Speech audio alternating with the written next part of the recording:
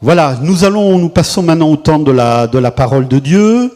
Et comme vous le savez, comme je l'ai déjà dit depuis déjà plusieurs semaines, je fais un cycle sur les paraboles du Seigneur. Donc, j'ai prêché quelque temps sur la parabole du semeur.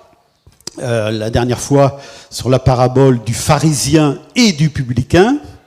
Et aujourd'hui, je vais donc parler de la parabole du riche insensé.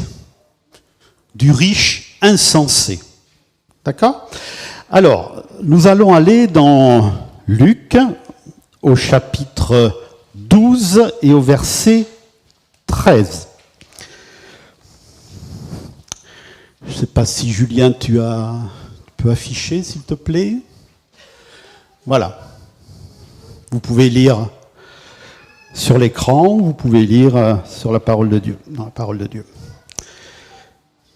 Quelqu'un dit à Jésus du milieu de la foule, « Maître, dis à mon frère de partager avec moi notre héritage. » Jésus lui répondit, « Ô homme, qui m'a établi pour être votre juge ou pour faire vos partages ?»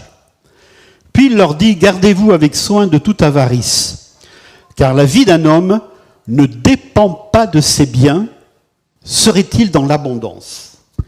Et il leur dit cette parabole.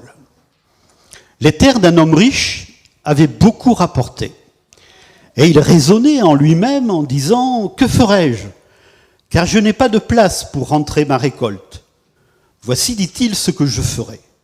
J'abattrai mes greniers, j'en bâtirai de plus grands, j'y amasserai toute ma récolte et tous mes biens, et je dirai à mon âme, tu as beaucoup de biens en réserve pour plusieurs années, repose-toi, mange, bois et réjouis-toi. » Mais Dieu lui dit, « Insensé, cette nuit même ton âme te sera redemandée.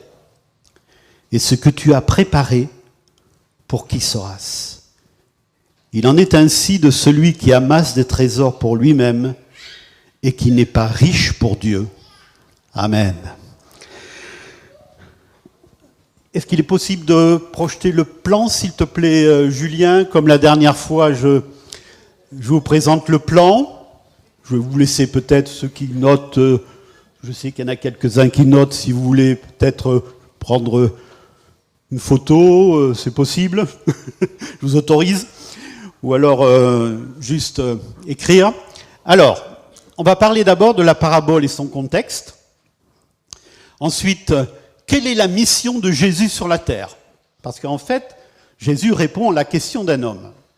Et ça lui permet de préciser quelle est sa mission.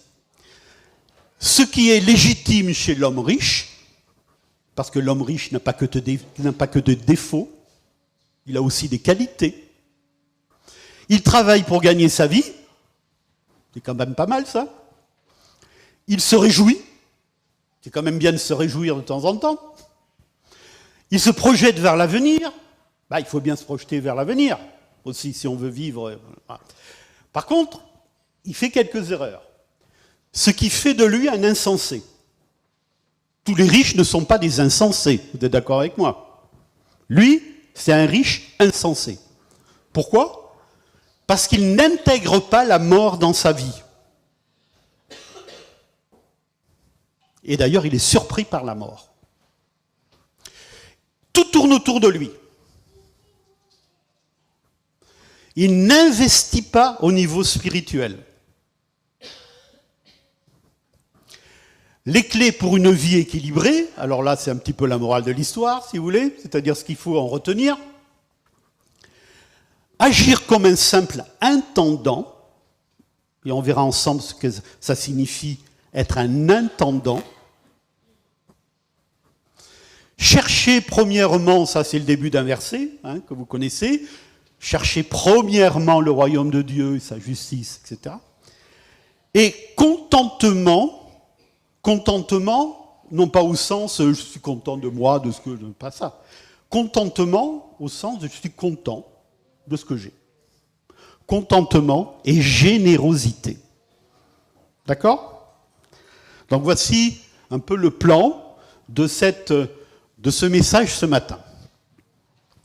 Alors tout d'abord, la parabole et son contexte. Vous savez que, je le répète brièvement, le Seigneur a parlé en parabole pour illustrer des vérités spirituelles. Une parabole, c'est une rencontre entre une histoire et un enseignement spirituel. Et le Seigneur souhaite nous parler en parabole, afin que nous puissions mieux saisir certaines réalités, tout en se laissant convaincre par le Saint-Esprit que c'est un enseignement, c'est un mystère de la parole de Dieu qui nous est révélé. Donc une parabole, c'est pas simplement une petite histoire, c'est véritablement un enseignement, et on a besoin ce matin, mes chers amis, de se laisser enseigner par la parole de Dieu, parce que ce que Jésus veut nous dire ce matin, parce que ça traverse les siècles, eh bien c'est pour notre bien, c'est pour notre enseignement spirituel. La parabole et son contexte, c'est aussi la question un petit peu saugrenue de cet homme. Un homme qui est là, qui écoute Jésus, et qui à un moment donné interrompt Jésus et lui dit « Maître, dis à mon frère de partager avec moi notre héritage. » Voici un homme qui a Jésus devant lui. Et il sait que Jésus, c'est un maître, c'est un prophète de l'Éternel. Il parle de la part de Dieu. Et voilà qu'il lui pose cette question-là. Dis à mon frère de partager avec moi notre héritage. Alors pour nous, ça paraît un peu saugrenu. Mais à l'époque, pas tellement. Pourquoi ? Parce que les maîtres, les rabbins, eh bien, avaient l'habitude de trancher sur certaines questions matérielles ou législatives. D'accord ? Et là, Jésus va un petit peu le renvoyer dans ses cordes en lui disant, mais qui m'a établi pour être votre juge, pour faire vos partages ? En fait, cet homme, il prend Jésus comme si c'était Moïse. Parce que Moïse, vous savez, ça a été le grand législateur de l'Ancien Testament, il a reçu les 10 commandements, mais il avait l'habitude également de décider, d'avoir des personnes qui viennent le voir, et il prenait des décisions par rapport à des questions qu'on lui posait, de telle sorte qu'il avait toutes ses journées qui étaient prises à faire ça. Et que même son beau-père lui a dit, Jéthro, son beau-père, lui a dit, écoute, tu vas t'épuiser, Moïse, hein, donc il faut que tu mettes des gens un petit peu qui font ça à ta place, hein, tu vas déléguer un peu, parce que c'est pas possible. Voilà. Donc cet homme-là, il pense que Jésus, c'est Moïse. C'est quelqu'un qui vient pour trancher des litiges, des choses matérielles. Et il ne saisit pas pleinement la personnalité et l'œuvre de Jésus-Christ. Et je crains parfois que, souvent dans ce monde, et parfois aussi peut-être dans nos cœurs, eh bien, on ne saisit pas pleinement qui est Jésus. Jésus, c'est vraiment l'envoyé de Dieu sur la terre. Quand il dit « mon royaume n'est pas de ce monde ». Dans cette discussion avec Pilate, et Pilate lui dit « mais t'es quoi ? T'es roi ? T'es roi des Juifs ?» Et Jésus lui dit « mais oui, tu le dis, je suis roi, mais mon royaume n'est pas de ce monde.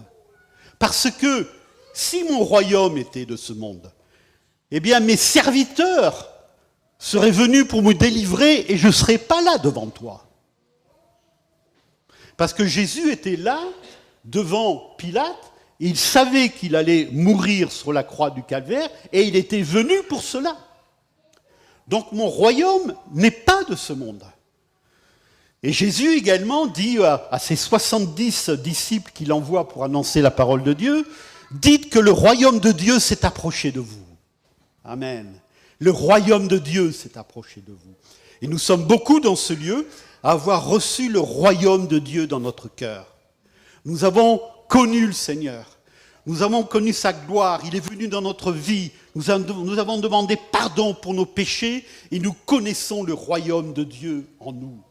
Le royaume de Dieu en nous, dans nos cœurs, parce que le royaume, il est d'abord dans le cœur. Nous ne sommes pas là sur la terre pour instaurer le royaume de Dieu et un gouvernement mondial avec Jésus à la tête du gouvernement mondial. C'est pas à nous de faire ça. Un jour, ça se fera. Mais c'est pas à nous de construire ce royaume. Nous annonçons la parole de Dieu. Nous voulons être fidèles à la parole. La mission de Jésus sur la terre est là. Il le dit bien à cet homme. Mais moi, je ne suis pas venu pour faire vos partages. Parce que cet homme, voyez-vous, il avait un souci, certainement. Parce que dans l'Ancien Testament, concernant les questions d'héritage, il est dit que l'aîné, eh bien, il avait le double du cadet, etc.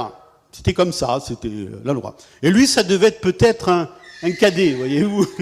Et il disait, ouais, mais moi, je n'ai pas de chance, je suis le cadet. Donc, j'ai dit à mon frère de partager, qu'il me donne un peu plus quand même, hein, parce que moi, bon... Voilà, on ne sait pas trop les motivations. En tout cas, il devait y avoir quelque chose comme ça. Et Jésus, alors on pourrait dire, ça paraît normal comme question. Bon, même s'il la pose, il ne comprend pas qu'il a Jésus devant lui et que la question est un petit peu saugrenue. Par contre, Jésus détecte chez cet homme un problème. On le voit, puisqu'il dit... Gardez-vous avec soin de toute avarice. Donc en fait, cet homme, il était avare. Voilà. Jésus avait détecté chez lui de l'avarice, c'est-à-dire de l'amour de l'argent. Bon, il faut bien un peu d'argent pour vivre, vous êtes d'accord avec moi? Bon. La question, c'est que là, c'était plus que ça, quoi. C'était une dépendance, une addiction. Le fait que l'argent, ce n'était pas un serviteur, c'était un maître. Et quand l'argent devient le maître, alors là, ça peut poser problème. Et c'est là où Jésus, donc, dit une parabole. Il dit une parabole autour de la question de l'argent. Donc il part, la base, c'est cette question-là, purement matérielle, de l'argent, pour en faire un enseignement spirituel. Et je crois que nous avons besoin d'entendre cela. Nous avons besoin de nous laisser remplir de cet enseignement du Seigneur qui va beaucoup plus loin d'ailleurs qu'un enseignement spirituel, parce que ça va traiter d'une question qui nous touche tous, c'est la question de la mort. La question de la mort. Donc on va voir ce que, vous voyez, Jésus là est sur plusieurs terrains. Terrain de la mort, terrain de l'argent, terrain des priorités, et il nous donne je crois, des clés pour pouvoir vivre d'une façon équilibrée. Alors, ce qui est légitime chez l'homme riche, on l'a vu dans le plan tout à l'heure, hein. Ce qui est légitime, c'est travailler pour gagner sa vie. Bon. Vous travaillez pour gagner votre vie, certainement. Ou vous avez travaillé. Et ceux qui sont à la retraite, eh bien, ils profitent d'avoir travaillé toute leur vie et de pouvoir gagner un petit peu d'argent ou un peu plus selon ce qu'ils ont cotisé par toute leur vie, pendant toute leur vie. Le travail, vous savez, c'est pas une notion dans la parole de Dieu qui est mineure. Le travail, dans la Bible, je ne veux pas faire une prédication sur le travail, vous voyez, le travail est une valeur dans la parole de Dieu. La valeur du travail. Alors, c'est vrai que on a assez mal commencé dans ce domaine, puisque le péché a fait en sorte qu'il y a eu cette parole du Seigneur, tu gagneras... voilà, la sueur de ton front, tu gagneras ta vie et la sueur de ton front. Le travail, c'est un petit peu une conséquence du péché originel. Néanmoins, dans la parole de Dieu, il est souvent indiqué que les qualités de quelqu'un qui travaille, hein, les paresseux ont des désirs, mais des désirs qui n'aboutissent pas. C'est dans Proverbes au chapitre 13, verset 4. Alors que ceux qui sont diligents, des travailleurs, eux, ils sont rassasiés. Et c'est vrai que, bon, je ne sais pas si vous êtes en activité ou à la retraite, mais il y a il y a dans le travail l'occasion de s'épanouir. Hein, il y a dans le travail l'occasion, surtout si on fait un travail et on a la chance d'avoir fait ou de faire un travail qui nous plaît, eh bien de pouvoir oui, s'épanouir, de pouvoir se réaliser, hein, de pouvoir faire en sorte de servir le Seigneur également dans notre travail. Hein, et il ne faut pas négliger cela. Cet homme-là avait beaucoup travaillé. Hein, et on ne peut pas lui jeter la pierre. Le travail est une valeur fondamentale. Et par exemple, on le voit également si on prend simplement 2 exemples de l'Ancien Testament. Par exemple, une personnalité comme Daniel, une personnalité comme Joseph. Ce sont des gens qui se sont fait remarquer par des puissants, par des empereurs, par des rois. Ils se sont fait remarquer par leur puissance de travail et par leur honnêteté. Et vous savez, comme par exemple Joseph, quelqu'un qui quand même qui a été en prison, hein, voilà, et il est devenu ensuite, il a été en prison de façon fausse, enfin je veux dire, il ne méritait pas d'aller en prison, hein, eh bien il est quand même devenu le personnage le plus important après Pharaon, par son travail. Parce que Pharaon disait, mais qui d'autre vais-je mettre à la tête du pays? Enfin, il n'y a que lui. Il n'y a que lui qui a les qualités nécessaires. D'accord? Et pareil également pour Daniel. Daniel qui avait un surcroît d'intelligence, nous dit la parole de Dieu. Hein, c'est-à-dire qu'il avait une intelligence toute particulière qui faisait qu'il avait été donné par Dieu dans son travail.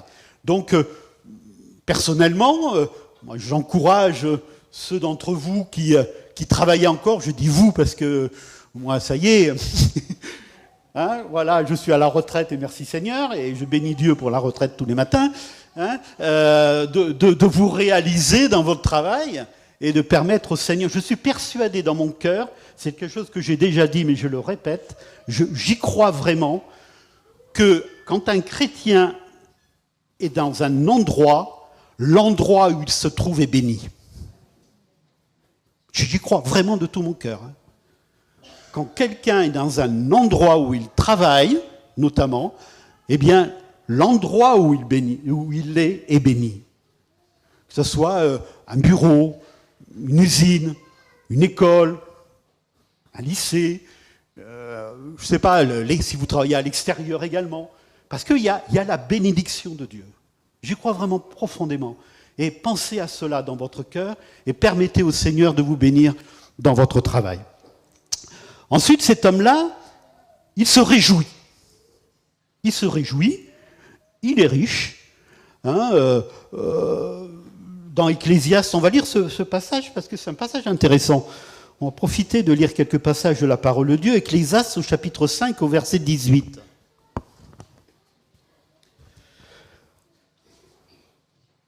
Ecclésiaste 5, 18.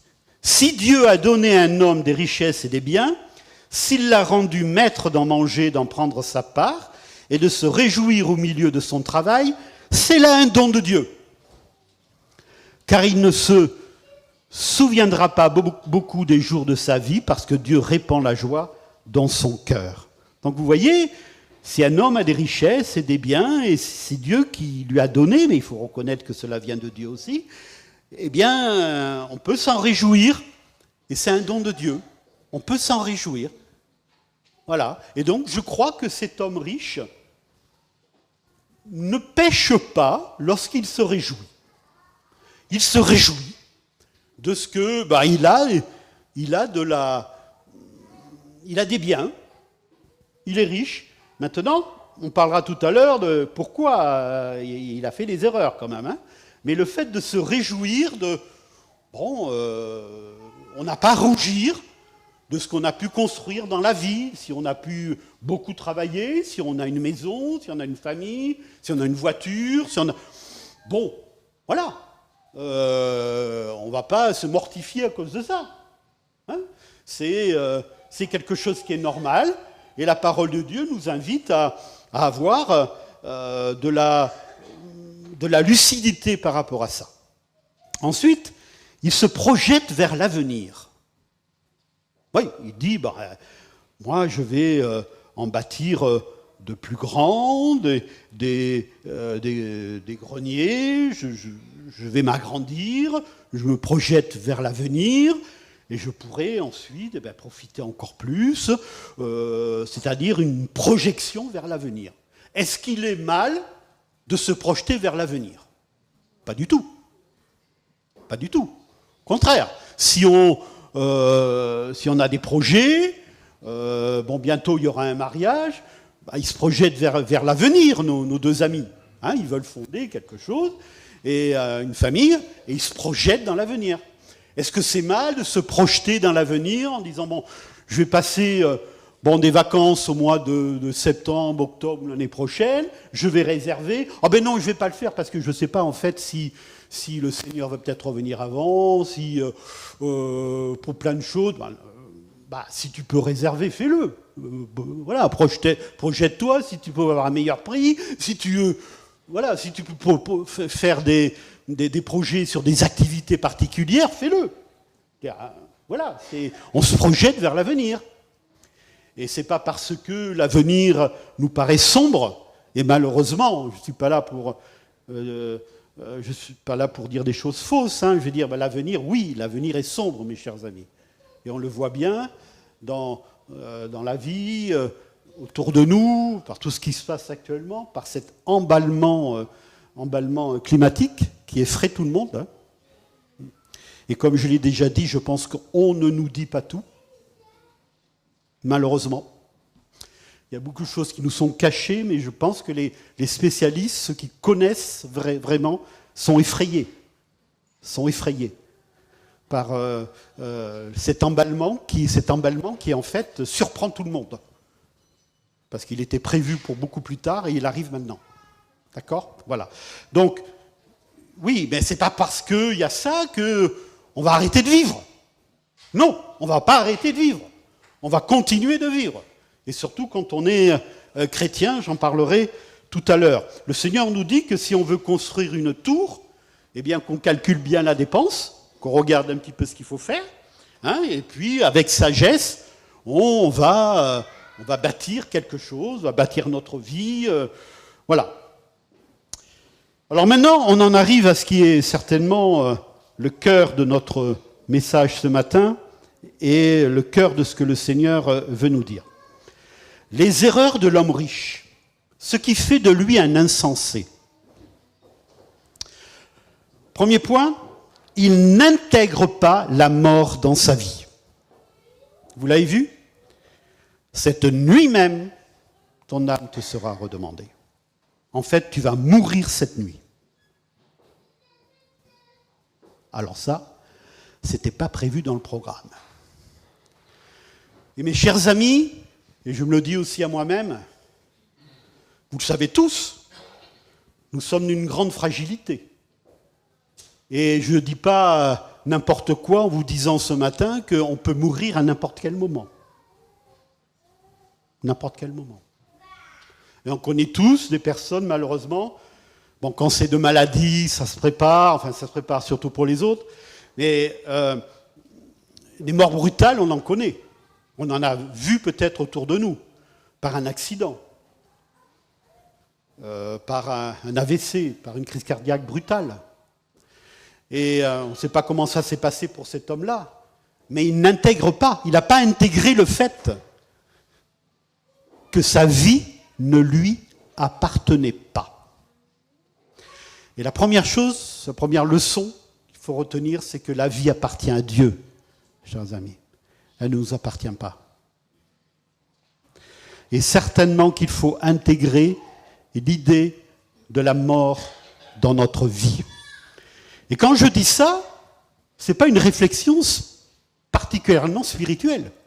Vous allez voir n'importe quel psychologue, médecin, psychiatre ou gens de santé qui vous disent, pour bien vivre, il faut savoir qu'on va mourir.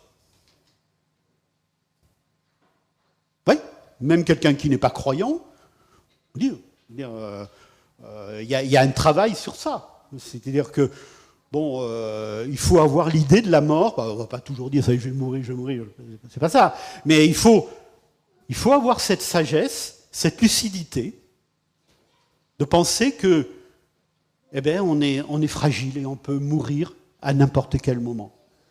Que la vie ne nous appartient pas. Et il faut être prêt, il faut travailler sur ça. Et j'ai toujours été un petit peu impressionné par les gens qui travaillent dans la santé, qui sont infirmières, médecins, etc. Moi, je vais parler de ma femme qui est là, qui me disait, elle était infirmière et ensuite elle est montée les échelons pour être cadre supérieur de santé, et qui me parlait parfois des gens qu'elle soignait, tout ça. Et puis le soir, elle me dit, ah ben celui-là, celle-là dont je t'ai parlé, il est mort ou elle est morte. Et elle disait ça comme ça, mais c'était normal. C'était, voilà, je l'ai soigné, je l'ai accompagné, mais il est mort, elle est morte. Et moi, vous voyez, j'étais pas dedans, donc de l'extérieur, je me dis, mais elle en parle comme ça, quoi.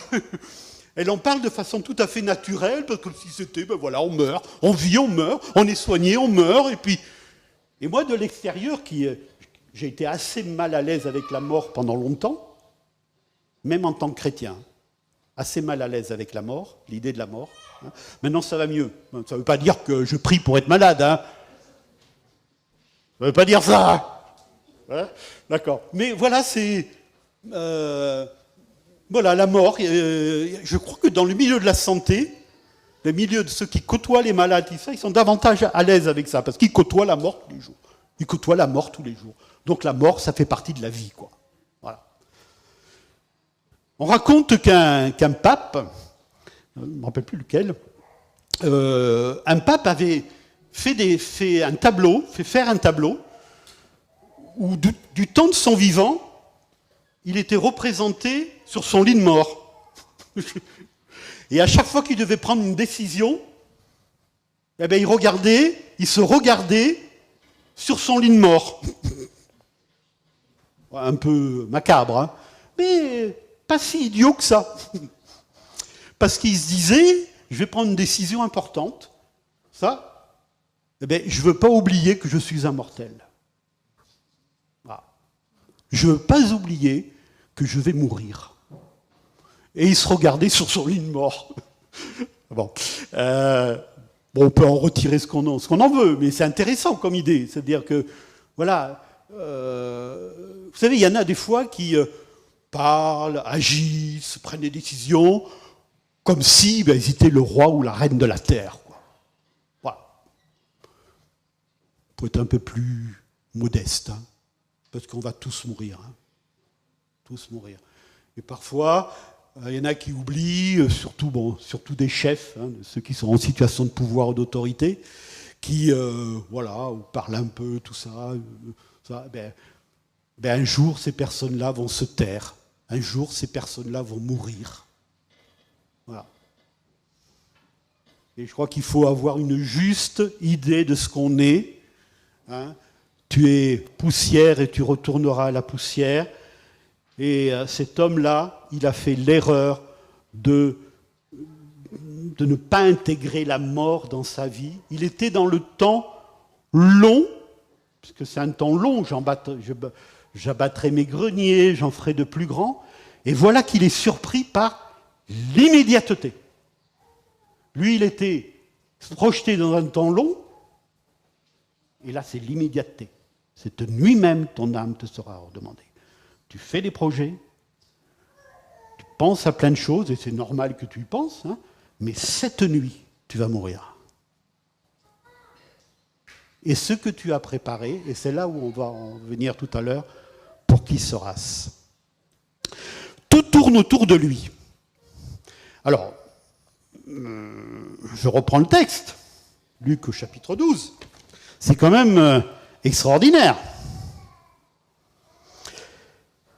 Il raisonnait en lui-même, que ferai-je, car je n'ai pas de place pour entrer ma récolte. Voici ce que je ferai. J'abattrai mes greniers, j'en bâtirai de plus grands, j'y amasserai toute ma récolte.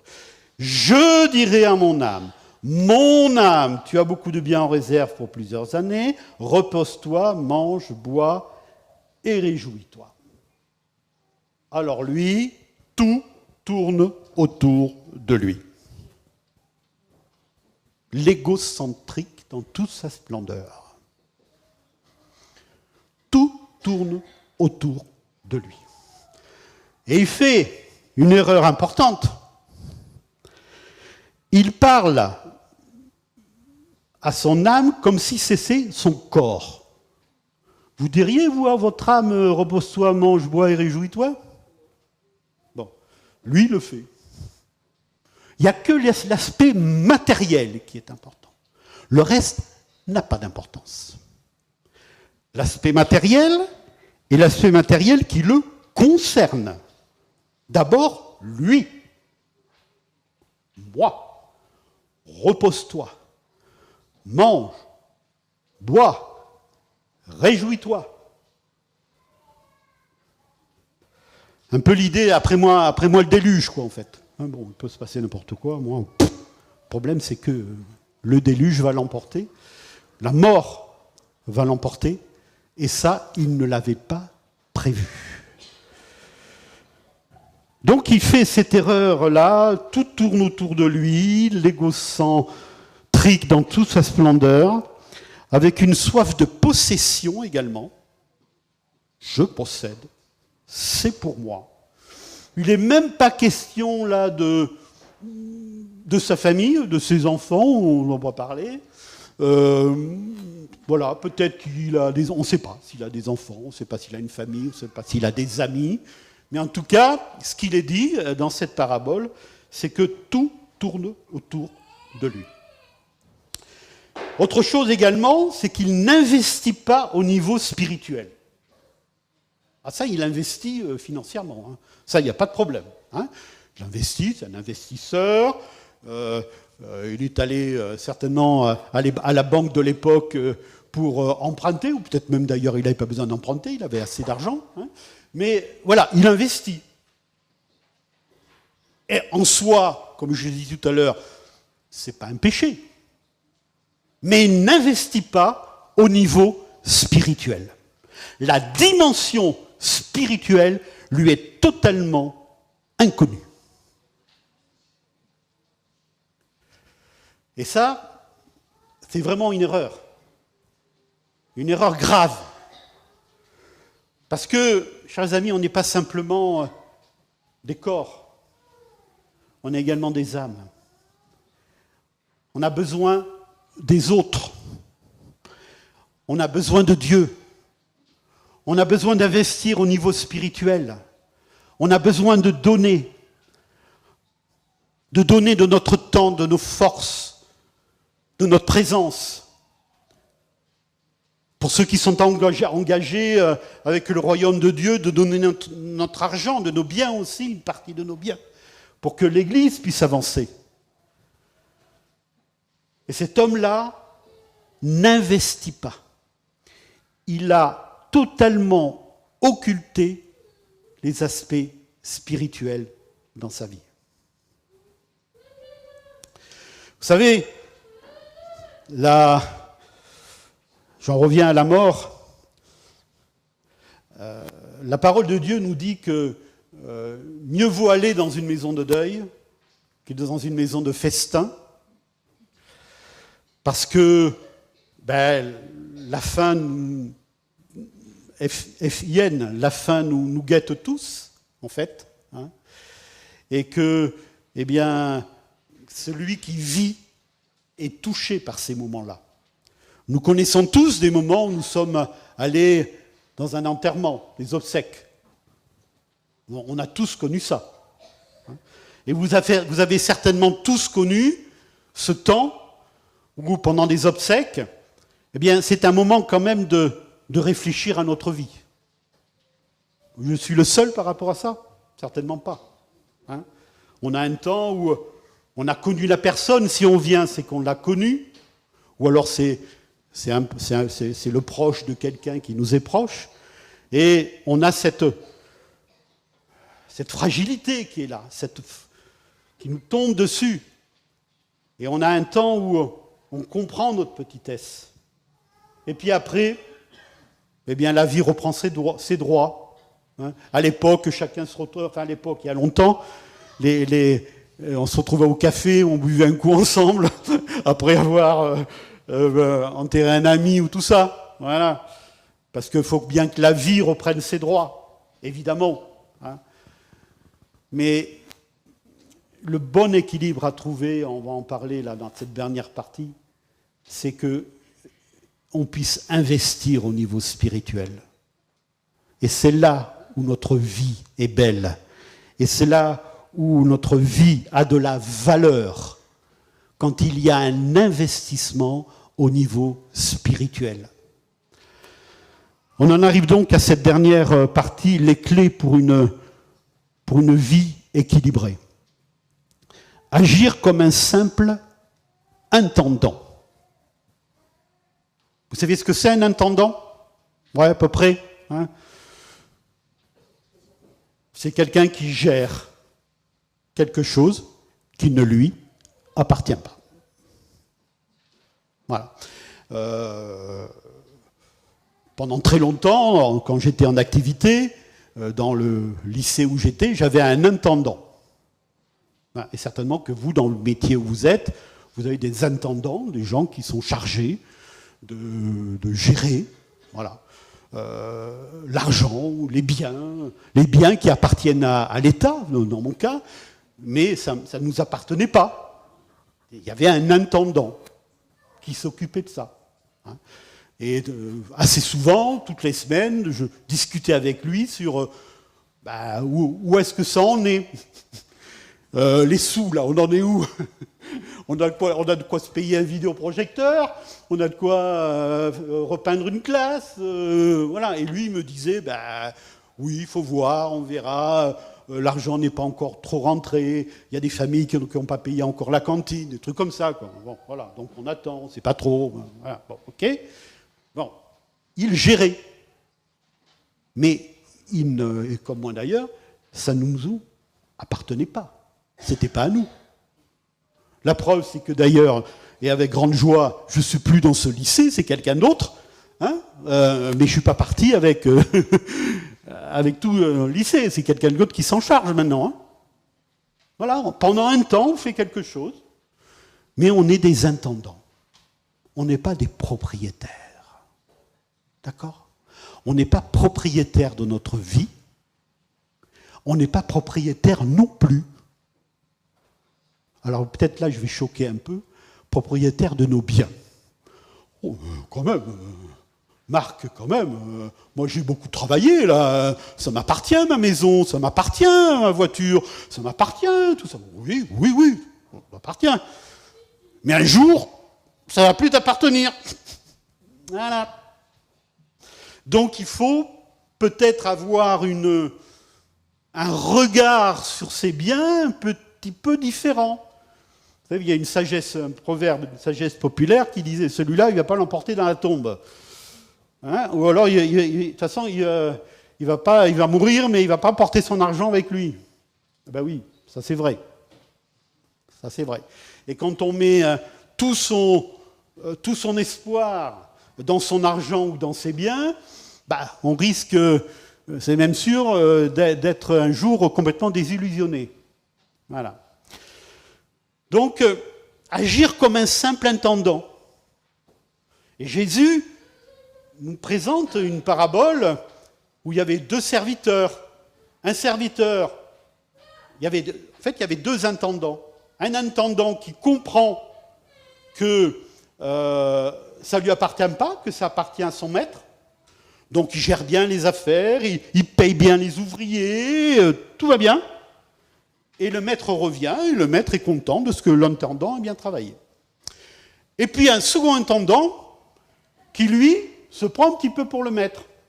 Et il dit, le maître, il a dit qu'il revenait dans un mois, dans 2 mois, et puis il tarde, il n'est pas là, donc ça va pas, et puis voilà, il se fait un petit peu l'idée du propriétaire, il traite mal ses ouvriers, il les paye de moins en moins bien, et quand le maître arrive, le maître, il n'est pas content. D'accord ? Donc je crois qu'il faut véritablement comprendre que, oui, on possède pas, quoi. On possède pas. On a pour un temps une gestion de ce que nous avons. Et si nous avons les choses, en tout cas pour ceux qui sont chrétiens au milieu de nous, mes frères et sœurs, si nous avons tout ça, c'est grâce à qui? Amen. C'est grâce au Seigneur. Et on peut remercier Dieu de nous avoir donné la force, nous avoir donné la force de travailler, nous avoir donné la force d'élever nos enfants, nous avoir donné la force peut-être de capitaliser. Hein. Mais c'est grâce au Seigneur et il faut le remercier pour cela. Et peut-être que pour ceux d'entre nous qui malheureusement sont peut-être une vie matérielle qui est moins importante, qui arrive tout juste à finir les fins de mois, eh bien vous avez certainement, vous aussi, réalisé la grâce de Dieu dans ces moments-là où le Seigneur a été avec vous, que vous avez manqué de rien, que vous avez manqué de rien. Amen. Et peut-être aussi, il y a des gens qui ont manqué de rien, hein, c'était tout juste au début de leur vie, c'était compliqué, et puis ensuite Dieu les a bénis, et puis voilà, ils sont devenus plus à l'aise financièrement, mais parce que, il ne faut jamais oublier que c'est grâce au Seigneur. C'est grâce au Seigneur, il ne faut jamais oublier cela. Donc agir comme un simple intendant. Également, cherchez premièrement le royaume de Dieu et sa justice, et toutes choses vous seront données par-dessus. Matthieu chapitre 6, verset 33. Cherchez premièrement l'essentiel, voir l'essentiel, comprendre l'essentiel. Et je pense que c'est aussi ça. Nous sommes amenés à comprendre ça. Qu'est-ce qui est essentiel dans la vie? Qu'est-ce qui est essentiel? Cherchez d'abord le royaume de Dieu, sa justice, et tout le reste sera donné par-dessus. Je suis persuadé que ce matin, dans ce lieu, des frères et sœurs peuvent dire, c'est quand j'ai cherché le Seigneur, premièrement, que je me suis approché de lui, que ensuite la bénédiction est venue, même la bénédiction matérielle est venue. La bénédiction matérielle est venue. Parce que j'ai cherché d'abord le royaume de Dieu. Et vous savez combien de fois, vous, comme moi, on a expérimenté la grâce de Dieu dans nos activités. Je peux vous dire également dans mon travail, moi j'ai vraiment vu la grâce de Dieu, parce que se dire chrétien et chrétien évangélique dans un monde d'éducation nationale, c'est compliqué. Mais jamais le Seigneur m'a abandonné. Jamais. Et au contraire, puisque, bon, je terminais à un niveau qui est bon, où je dis gloire à Dieu pour cela, mais je sais très bien dans mon cœur que c'est Dieu qui a béni. Que c'est Dieu qui a béni. Et peut-être que ça fait écho dans votre cœur, vous aussi, en disant Dieu m'a béni. Dieu m'a béni. Il est avec moi et il sera avec moi. Parce que quand Dieu est avec nous, comme je l'ai dit tout à l'heure, Dieu bénit l'endroit où nous sommes. Il faut en avoir véritablement conscience. Et je vais terminer par ces deux termes, les clés pour une vie équilibrée, contentement et générosité. Il y a Paul qui a dit cette parole que vous connaissez dans Philippiens chapitre 4, verset 11. « J'ai appris à être content de l'état où je me trouve. » Amen. Formidable ça. Pourtant, parfois, il y a des états où c'est un peu compliqué quand même pour lui. Hein. Ouh là là là là. Quand il était persécuté, lorsqu'il a été lapidé, laissé pour mort, lorsqu'il a été trahi par des amis, je ne dis pas par des ennemis, il a été trahi par des amis très proches, de telle sorte qu'il était seul.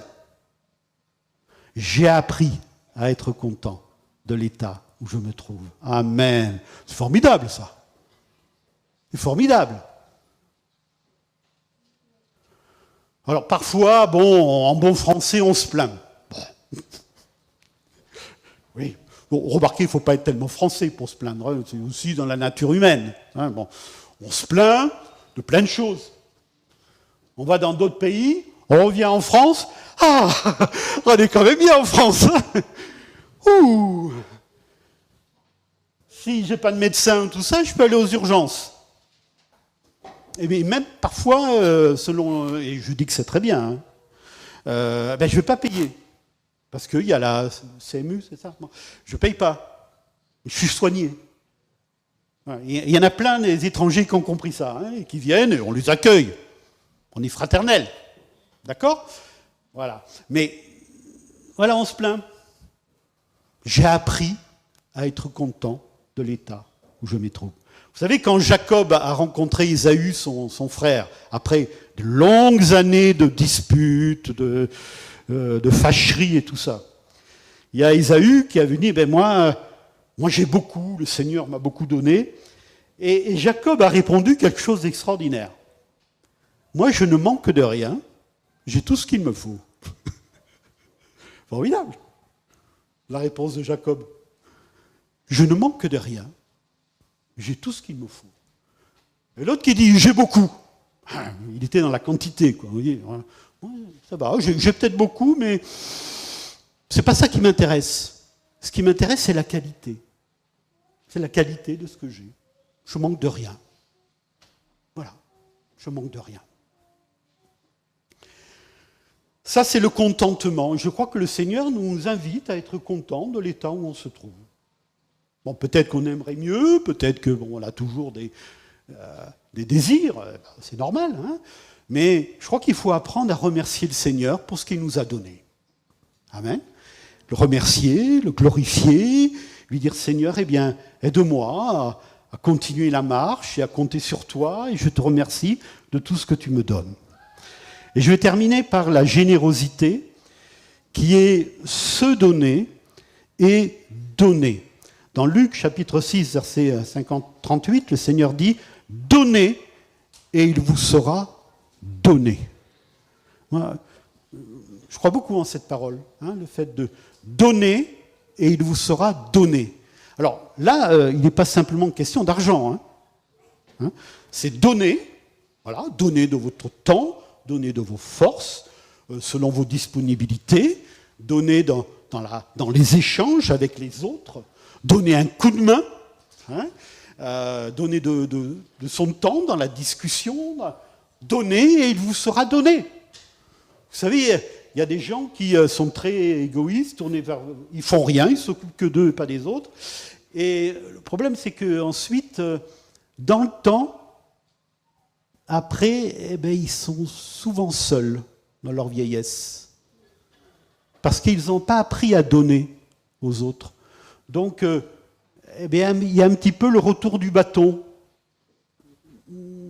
Et on en connaît des gens comme ça. Hein, des gens qui sont peut-être dans la vieillesse et qui n'ont jamais appris à donner et qui se plaignent maintenant d'être seuls. Des fois, on a envie de leur dire c'est peut-être parce que... on ne leur dit pas. Mais que le Seigneur nous apprenne à donner. Si le Seigneur nous donne du temps, hein, il faut travailler, il faut s'occuper de ses enfants, mais si le Seigneur nous donne du temps, surtout quand on est peut-être inactif au niveau métier, ou si on est à la retraite, que le Seigneur nous aide à peut-être donner du temps aux autres, dans le service de la banque alimentaire, le service dans l'église, donner un coup de main ici à droite ou à gauche. Voilà, donnez et il vous sera donné. Jésus également, vous le savez, nous dit, celui qui donne ne serait-ce qu'un verre d'eau à son prochain ne perd pas sa récompense. Hein, donc c'est l'entraide, etc. Et je vais terminer par un beau texte de la parole de Dieu, qui est dans 1 Timothée, au chapitre 6, et au verset 17. 1 Timothée 6, 17, recommande aux riches du présent siècle de ne pas être orgueilleux et de ne pas mettre leur espérance dans des richesses incertaines, mais de la mettre en Dieu, qui nous donne avec abondance toutes choses pour que nous en jouissions. Recommande-leur de faire du bien, d'être riches en bonnes œuvres, d'avoir de la libéralité, de la générosité, et de s'amasser ainsi pour l'avenir un trésor placé sur un fondement solide afin de saisir la vie éternelle. Ah, tout y est dans ces versets. Tout y est. 1 Timothée, chapitre 6, versets 17 à 19.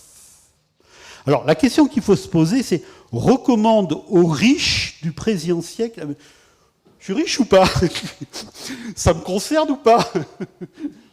Bon, alors on va dire les deux choses. On va parler d'abord, recommande aux riches, riches dans le Seigneur, c'est-à-dire qu'ils connaissent le Seigneur. Voilà, ils sont peut-être pas riches financièrement, hein, mais ils sont riches dans le Seigneur. Voilà. Recommande à ces personnes-là de partager cette richesse intérieure, hein, et de pouvoir semer le bien, de pouvoir être dans les relations avec les autres positifs. Parce que vous savez, vous en connaissez des gens comme ça dans votre travail, ou à l'école, ou au lycée, ou chaque fois qu'ils ouvrent la bouche, c'est pour dire quelque chose de méchant, ou alors pour critiquer quelqu'un. Voilà. Ils ne savent pas faire autre chose que ça. Vous n'en connaissez pas des personnes comme ça? C'est là où on peut intervenir, nous, et puis peut-être présenter les choses d'une autre façon. Et dire, bon, oui, cette personne, elle est comme ça, mais bon, toi, on est comment, nous? On est mieux? Toi qui la critiques, tu crois que t'es mieux qu'elle ou... Je ne sais pas, vous voyez, essayer dans la discussion, tout ça, de porter des choses, et puis au moment venu, parler du Seigneur, avoir un état d'esprit positif, de pouvoir être généreux dans la discussion. Voilà. Alors parlons maintenant de ceux qui sont riches. Bon, ils ont la chance d'être riches du Seigneur, mais également riches financièrement. Voilà, pas donné à tout le monde.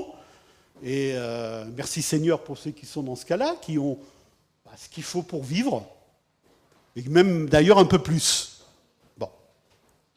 La parole de Dieu invite ces personnes-là à être généreux. Ça ne veut pas dire qu'il faut dépenser tout son argent. Ça ne veut pas dire qu'il faut faire n'importe quoi, parce qu'on a une famille, on a des enfants également qui sont là pour aider nos enfants. Mais peut-être qu'eux, ils sont mieux placés pour aider l'œuvre de Dieu. Vous savez que dans cette église, on ne parle pas de dîmes. Parce que nous, on pense qu'en nous appuyant sur la parole de Dieu, que la dîme, c'est quelque chose qui revient à l'Ancien Testament, et que dans le Nouveau Testament, les cartes sont tout à fait rebattues, hein, et qu'on donne selon notre cœur. Voilà. Ce que le Seigneur met dans notre cœur. Donc, il n'y a pas une question de quantité, c'est une question de qualité, je veux dire, voilà. Et puis le Seigneur nous montre bien que, par exemple, pour Jésus un jour s'est mis face à un tronc, et il y a des gens religieux qui mettaient énormément d'argent, certainement la dîme, ou plus que ça d'ailleurs, et il y avait une petite veuve qui a mis juste pas grand-chose, et le Seigneur a dit, cette femme-là, elle a donné de son nécessaire. Elle n'a pas donné de son superflu comme les autres. Vous voyez? Voilà. Donc le Seigneur a un regard tout particulier et on n'a pas à avoir un jugement par rapport à ça. Je suis bien placé pour savoir, puisque je suis le trésorier de l'Église, que vous êtes généreux. Et je remercie vraiment le Seigneur pour la générosité de cette Église, qui progresse. Voilà, qui progresse. Et ça, c'est merveilleux. Vous voyez ? Mais dans le conseil d'administration, et encore moi, puisque j'ai accès à certaines informations confidentielles, on ne dit rien. On n'a rien à dire par rapport à ça. Mais strictement rien. C'est l'affaire de chacun devant le Seigneur. Amen. Et ça, c'est important de le dire, de le préciser. Chacun fait selon son cœur. Selon son cœur. Et certainement que ceux qui sont riches. Alors, je ne vais pas me hasarder en disant on est riche à partir de 4 000 euros. Vous savez, il y a un président qui a dit ça un jour, il s'est fait étamer en disant on est riche à partir de telle somme. Oh là là, chacun, on sait dans notre cœur ce qu'on a, voilà, et ce qu'on peut donner. Hein. Vous voyez qu'il y a certainement une responsabilité par rapport à ça. Dit à ceux qui sont riches, d'avoir en bonnes œuvres, mais également de la libéralité, de la générosité. Parce que là, on investit spirituellement sur quelque chose de solide. Vous savez, comme toutes les églises, cette église-là, s'il n'y avait pas eu à un moment donné des frères, des sœurs qui tout simplement avaient donné de l'argent, cette église-là ne serait pas construite. Vous êtes d'accord avec moi? C'est pareil pour toutes les églises. Hein. Si à un moment donné, il n'y a pas un élan des frères et des sœurs, eh bien, ça ne se fait pas, quoi. Ça ne se fait pas. Hein. Mais c'est entre les mains de Dieu. Et jusqu'à maintenant, comme dit la parole de Dieu, le Seigneur nous a secourus, a été avec nous et il continuera. Amen. Donc vous voyez, il y a un enseignement aussi que nous devons retirer par rapport à cela. Ne vous amassez pas des trésors qui perdent au fil du temps de leur valeur, mais amassez des trésors spirituels. Amen. Là où est ton trésor, là aussi sera ton cœur. Amen. Si notre trésor, c'est le Seigneur, si notre trésor, c'est la parole de Dieu, si notre trésor, c'est la vie d'Église, eh bien notre cœur y est. Notre cœur y est. Et nous pouvons continuer de servir le Seigneur en sachant que notre vie lui appartient et qu'il nous reprendra au moment où il l'aura décidé. Amen. Merci Seigneur pour ta parole qui est la vérité. Merci Seigneur pour cet enseignement que tu nous donnes de ce riche insensé qui était insensé pour certaines choses qu'il n'avait pas comprises. Seigneur, aide-nous à ne pas avoir cette folie-là. Aide-nous, Seigneur, à ne pas manquer de bon sens, mais à savoir vraiment, Seigneur, nous appuyer sur ta parole, à savoir investir dans les choses spirituelles, à savoir agir en tant qu'intendant où nous gérons quelque chose que tu nous as donné. Aide-nous, Seigneur, à chercher premièrement ton royaume avant toute chose. Oh notre Dieu, merci. Merci pour cet enseignement. Et nous voulons le retenir et nous voulons le mettre en pratique. Bénis mes frères et sœurs qui sont là présents, Seigneur. Bénis-moi également et que nous puissions continuer de te servir, Seigneur, les yeux fixés sur toi. Que ton nom soit béni. Amen.